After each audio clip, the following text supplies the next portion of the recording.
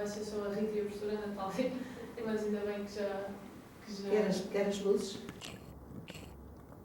Aqui está ótimo. Ali também? Está ótimo. Eu trago um tema relacionado com a coleção de modelo 1 aqui da Faculdade de Belas Artes, ao lado, que vem um pouco complementar a forma academia. Mostrar algumas das obras, não são todas, porque são cerca de 90.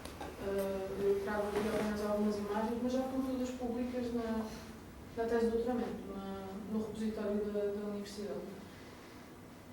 Estas são algumas das publicações. Escrevi um pequeno artigo sobre o prémio Lupe e o pedido do professor Fernando Rosa Dias. Outros são mais sobre as proporções, os resultados utilizados utilizados pelos alunos na altura. Esses pequenos levantamentos foram feitos ao longo do doutoramento. Também era uma questão de imposição de sermos bolseiros, não é? Temos que mostrar a investigação. Também estão disponíveis na internet estes artigos. Aqui que já vamos ver no final. Aqui do final. Algumas pinturas ficaram por estudar porque foram identificadas já muito tarde. Foram encontradas também numa questão de reorganização da coleção e até estavam em espaços diferentes. Depois temos alguns testemunhos. O mais interessante realmente é comparar as duas aulas do Veloso Salgado e do Colomano, ambos foram professores, como vamos ver. Fazer o levantamento do prémio Lupe, quais é que eram, quais é que corresponderiam ao prémio Lupe e quais é que não. E depois, então, encerrar o processo sobre a entrada da modernidade com o concurso de 34. Aqui algumas curiosidades. As aulas do professor Veloso Salgado e do Colomano, que tinham os seus passos frente a frente. Eles eram rivais. O Colomano veio dar a sétima cadeira, a sexta era dada pelo Veloso Salgado. Temos aqui algumas das fotografias que ainda foram registradas na altura. Este professor Veloso Salgado, aqui o Colomano, olhar para a fotografia, e podemos identificar algumas das pinturas que estão atrás com as que temos na coleção também. Portanto, estas fotografias também nos ajudaram a identificar que muitas não estão assinadas, se era um aluno de um ou se era um aluno do outro. Surgiu também alguma investigação científica desta coleção a propósito de uma parceria feita com a Universidade de Évora, o Laboratório Hercules, com quem até a escola já trabalhamos em permanência para o estudo do património. E neste caso foi interessante identificarmos a única pintura de modelo nu que temos do Eduardo Viana. E estava por baixo de uma de 1922, que só conseguimos, primeiro, temos uma ideia aqui de uma coloração de carnação no visível, mas depois quando fizemos o infravermelho, dá-nos claramente a presença de uma figura. Quando fomos à radiografia, já só vemos a figura do Eduardo Viana. Isto está relacionado com os pigmentos utilizados, pigmentos mais pesados, pigmentos mais leves, a nível da tabela periódica, e depois são feitas amostras e realmente escolhemos que a pintura do Eduardo Viana, por exemplo, tem branco de chumbo, e daí ter também surgido na radiografia. Depois, a assinatura também foi interessante, através do vermelho estava no canto a assinatura do Eduardo Viana. É a única pintura que temos e está por baixo de outra. Portanto, isto depois levanta algumas questões de restauro e de conservação. Fazemos o levantamento, não fazemos? Como é que surge? Esperamos que exista tecnologia para retirar esta primeira pintura e, portanto, por agora permanece assim. Esqueci-me de tirar o inglês. Isto tem a ver com a reutilização. Os alunos aqui na academia, na escola e agora na faculdade, muitas vezes deixavam telas que não desejavam levar, os professores também não guardavam, e os alunos que vinham no ano seguinte reutilizavam. Encontravam essas telas e reutilizavam. E daí surgem estas pinturas, com diferentes materiais. Quando elas têm materiais muito semelhantes, provavelmente foi reutilização do mesmo aluno. Portanto, aí podemos fazer a identificação. Neste caso, rodámos a pintura ao contrário, vimos uma feição, outra reutilização de tela. Através do infravermelho, vê-se o desenho o infravermelho só nos permite ver o desenho, a grafite, o carvão, não nos permite ver muita distribuição da camada pictórica. Depois, na radiografia, é que aí vemos a dispersão dos pigmentos. Vemos aqui a ideia já de uma figura, até se vê a barba, o desenho da barba, mas depois aqui, claramente, a barba foi desenhada depois. Outra pintura interessante, esta mais complicada. Quando fizemos a radiografia, surgiu-nos esta imagem. Bem, isto é uma confusão que eu consegui retirar duas pinturas por baixo de uma só. Portanto, temos uma figura que está apoiada num cubo, uma espécie de vestido, se apoiar, e temos ainda outra atrás com uma posição mais clássica, com a vara, com a mão atrás, vê-se muito, não é? Esta pose académica. Portanto, temos ainda duas pinturas. Materiais diferentes, provavelmente não foi o mesmo, foi o do Miguel Severino, e ficam agora por questionar. Já existem algumas técnicas de fluorescência de raio-x que nos permite fazer um mapeamento e nos determinar os elementos. E nós, através dos elementos, se colocarmos só, isto é um exemplo, não é isto que aconteceu, mas podemos dar isto como exemplo, se selecionarmos um determinado elemento com uma cor, vai-nos dar uma área. Nós podemos fazer isto, ter ideia de como é que era a pintura antes, que está por baixo. Pronto, isto são técnicas que ainda estamos a desenvolver no laboratório, mas que, em princípio, será um projeto para bastante breve, para testarmos esta técnica. Aqui, mais investigação científica que foi levada a cabo. As camadas de preparação. Por que surgiu esta questão?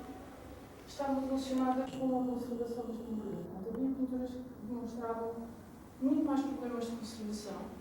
Os pigmentos eram semelhantes aos outros, portanto, a diferença teria que estar ou na tela ou na camada de preparação. E então observou-se que era a camada de preparação. Uma camada de preparação em que tinha o cálcio e o branco de chumbo separado demonstrava alguma maior fragilidade do que uma camada de preparação em que tinha os dois misturados. Portanto, isto são técnicas diferentes. Muitas vezes o que acontecia aqui para as camadas serem separadas é porque elas já vinham preparadas com gesso. Portanto, depois os pintores davam o branco de chumbo e começavam a desenhar, depois a produzir a pintura final. Em termos de pigmentos, dando continuação às investigações que foram só para o Veloso Salgado, já em 2014, os pigmentos continuam a surgir, são praticamente os mesmos, e eu fiz um pequeno levantamento e compreendi que há uma evolução. Portanto, se nós não tivermos a assinatura numa pintura e não sabemos de que período é que ela é, os pigmentos podem nos ajudar a determinar mais ou menos as décadas onde elas se enquadram. Porque temos, no início, o branco de chumbo, maioritariamente utilizado nas mais antigas. Depois temos uma transição, aqui vamos para aqui, para o branco de bário ou de titânio, e depois em que o branco de chumbo vai sendo abandonado. Portanto, em pinturas que já não temos o branco de chumbo, temos, já é anos 20, 30, 40 do século XX. Não é anterior. O amarelo também surge a mesma questão, o ocre, depois vai sendo substituído pelo amarelo de crómio, como aconteceu com o Van Gogh, depois ele percebeu que aquilo não tinha. Ele próprio percebeu e substituiu pelo amarelozinho, e o amarelo de crómio foi abandonado. Neste caso, o ocre ainda é hoje utilizado. Portanto, o amarelo, a menos que tenha amarelo de crómio, é difícil também enquadrar. Outros pigmentos também podemos ir a verificar. O verídio é dos poucos verdes que eram utilizados aqui, porque maioritariamente misturado com o amarelo último, ultramarino. E os pretos ainda não identifiquei nenhuma pintura que tivesse negro de osso. É sempre negro vegetal. Não é nunca negro animal. Isto poderá ser estar relacionado com o que era vendido em Portugal. Mas mesmo assim, as pinturas que foram identificadas de França também não têm. Portanto, ainda estou para compreender se há algum problema de conservação que eles também estavam mais atentos.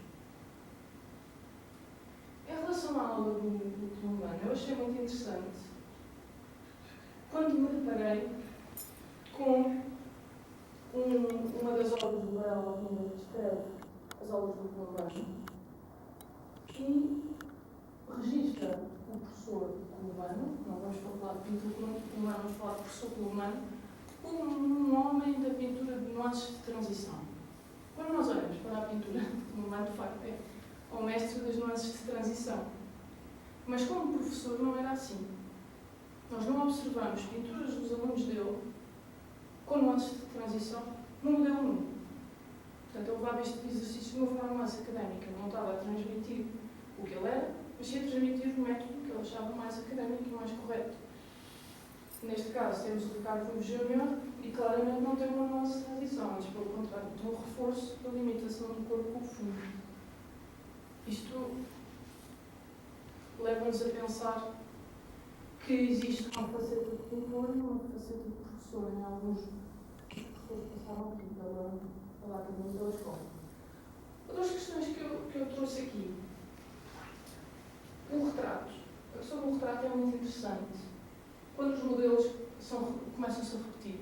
Aqui neste caso, esta pintura precisa de alguma conservação, não está com as melhores cores, mas eu diria que isto é praticamente um decalque e uma inversão na vertical do modelo e aplicado. Esta pintura está com o retrato meio nítido, na casa da Anastácio, mas é de facto um exercício de retrato aqui da escola. Portanto, é interessante esta questão do retrato, a representação, isso vê-se muito na Academia Francesa. Várias pinturas do mesmo modelo, até se vê um modelo a envelhecer.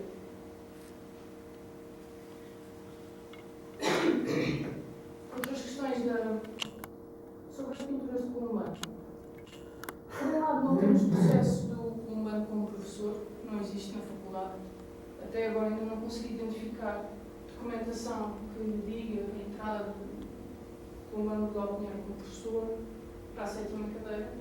Mas temos aqui uma pintura do ateliê de Colomano em que estão representadas 3 pinturas pelo Dr. Dósio e Alexandre Ferreira, e nós temos essas 3 pinturas.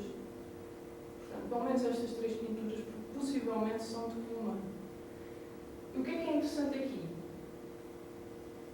Isto ainda está para se estudar, nenhuma foi submetida a análises analíticas ainda, isto é uma proposta de investigação. Esta pintura de Colomano possivelmente era quando era aluno. Esta segunda é quando estava em Paris e esta já tinha acabado, já era como artista. Portanto, isto é uma abordagem minha, já foi defendida no doutoramento. Penso que seja essa a leitura, são 3 bases. Ele tinha por cima da secretária dele, em termos de períodos. Outra questão interessante, para além da identificação que eu já tinha falado, conseguimos identificar várias pinturas nas fotografias que temos na coleção, é pinturas dentro de pinturas. Temos isto, o Sousa Gomes representou uma pintura de Louço Salgado, que era seu professor, dentro do seu próprio exercício de modelo novo. Isto é interessante, os alunos realizarem isto. Muitas vezes ajuda-nos também a identificar, neste caso o Louço Salgado está assinado, a mais conhecida esta pintura já foi várias vezes para a exposição, mas não deixa de ser interessante. Quem tiver dúvidas de qual era a aula do Sousa Gomes tem aqui a resposta. Em relação às posses, estas posses é a mais frequente, esta posse dos modelos, pode ter um braço atrás ou outro, há um braço em extensão. É interessante comparar a de Louço Salgado com o Carlos Franco e o José Campas. Esta permanência dele como aluno, depois transmitiu enquanto professor, transmitiu as mesmas posses. Não houve um grande avanço em termos de Louço Salgado, nem a nível material, nem a nível metodológico. Os modelos masculinos representam 81% das pinturas totais, portanto, os modelos femininos. E os modelos femininos que foram, as pinturas de modelos femininos identificadas são de Paris, não são de Lisboa.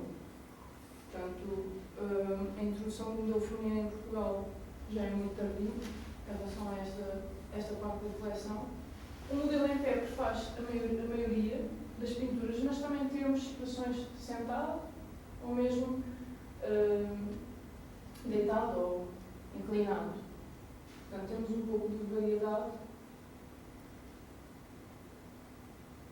As vistas também é interessante. Temos uma prevalência de maioria pelas vistas de frente. Portanto, isto temos de ter atenção que são pinturas que foram guardadas pelos professores. Não há aqui só uma prevalência do gosto académico que ficou neste período. Temos de perfil e temos algumas de costas. A de costas mais interessante que temos é esta de Orlando Gomes, realizada em Lisboa. Outras questões relacionadas com a representação. Eles todos tinham sempre o mesmo tempo de representação, horas, para a produção destas pinturas. E temos alguns pintores que têm, digamos, mais destreza, outros com menos destreza, e isso pode-se observar através dos detalhes da cabeça, alguns mais acabados, e outros mais rápidos, são traços mais rápidos de exercício. Também se observam mesmo para os pés, é muito interessante, alguns desenham mesmo as unhas, outros são quase uma pincelada só, no caso do Adolfo Rodrigues, também é um pintor um pouco fora de série, não é? Da coleção, parece que sai, já está fora do tempo, não é? Adolfo Rodrigues. E faz quase uma pincelada, ou duas, para fazer um pé. É muito interessante estas perspectivas. As mãos. Também temos mão em que um dedo é uma pincelada só, e depois temos mãos em que as unhas, as veias, no caso do Adolfo Rodrigues, as veias eram os tendões praticamente na superfície, eram representados ali, tudo uma dinâmica plástica. Em termos de proporção, o que é que para realizar a investigação? É que não existe uma evolução da proporção. Podíamos ter um canon se calhar mais clássico, mais alongado no início, depois fosse caminhando para o naturalista, se calhar académico, 7,5, não é? 7 cabeças e meia. Ainda hoje o professor Artur Ramos é 7 cabeças e meia, não é? E nós temos que fazer 7 cabeças e meia. Mas não existe aqui uma variedade, varia. É nas aulas.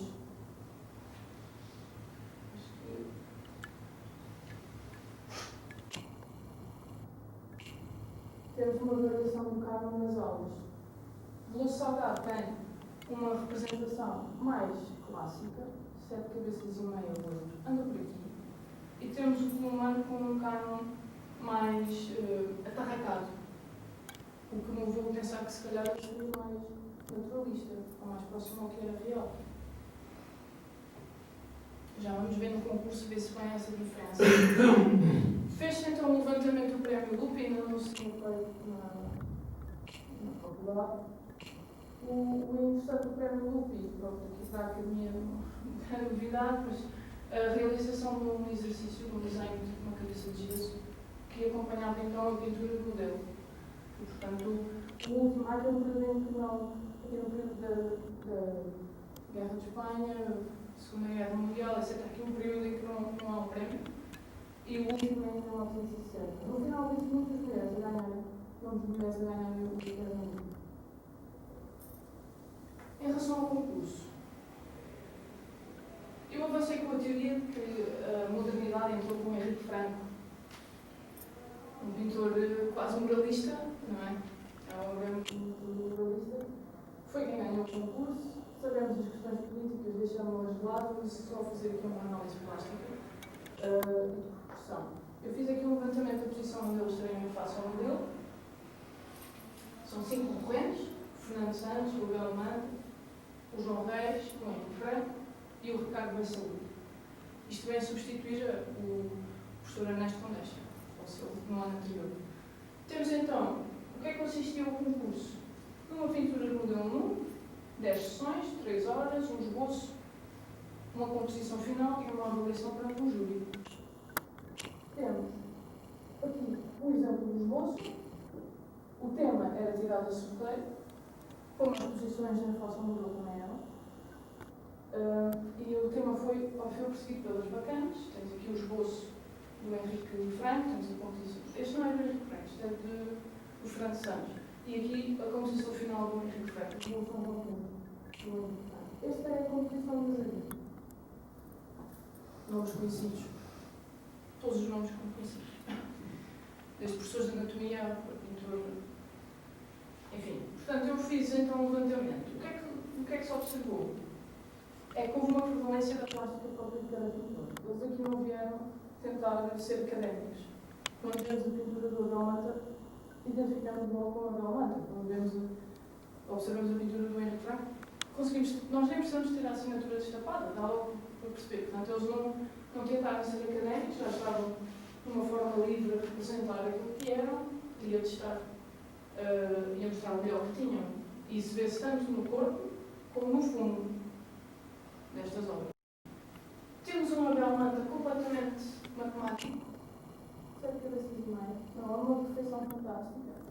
Proporção, todos os membros estão fantasticamente representados. O Pensaúde seguiu-se também com um cânon académico. Depois temos um cânon ligeiramente mais alongado do Fernando Santos e do Reis. E por fim temos um Henrique Franco, com um modelo aterracado, com umas pernas mais curtas, bem mais curtas, do que a parte superior. A primeira questão que se pôs foi a perspectiva.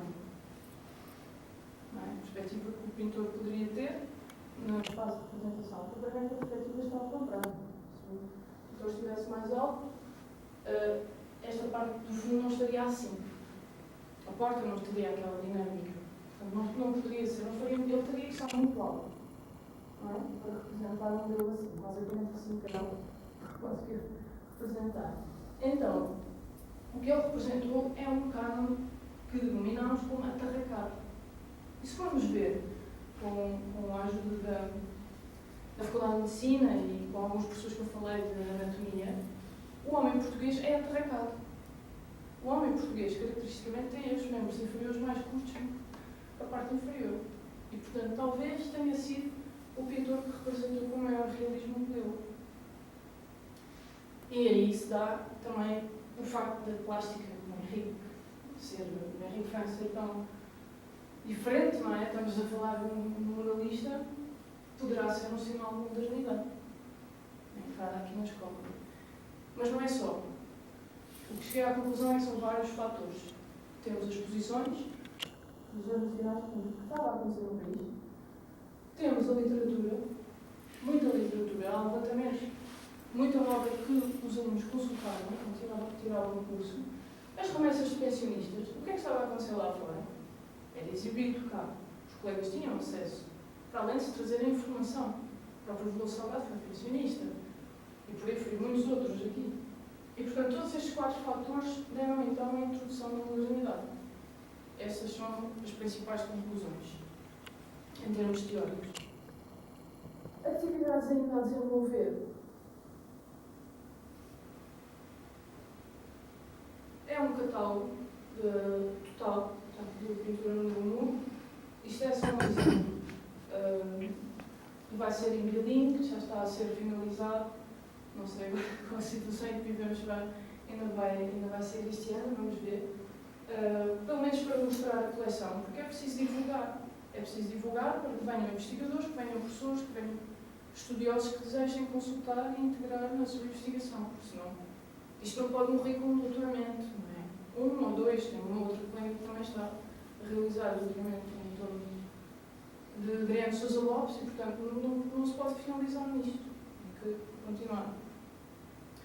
Algumas das conclusões que eu tirei, os vários fatores que já falei, as variações das aulas é muito interessante. Esta dualidade de velocidade com o humano é muito interessante. Estarem 2 professores a dar a mesma aula, isto também não é muito comum na altura. O tal catálogo, e aqui vinha propor, não é, na academia, uma exposição conjunta, e quem sabe até um catálogo conjunto que conjugasse as 2 coleções, seria muito interessante, porque aí tínhamos e quem sabe até coleções que depois se dispersaram. Pronto, temos até a pintura, por exemplo, da Casa Anastácio, que era integrada, não é, para termos uma coleção total, pelo menos da temática do modelo 1. Deixei aqui algumas referências, pudessem estar aqui do doutoramento, de colegas do doutoramento, e pronto, alguns agradecimentos aos meus orientadores, o professor Fernando António, a professora Cristina, e ao laboratório Herbas, que têm dado apoio e que continuamos a ter apoio. Pronto, agora estou aberta à conversa. Muito bem, muito obrigada. Eu acho que merece palmas.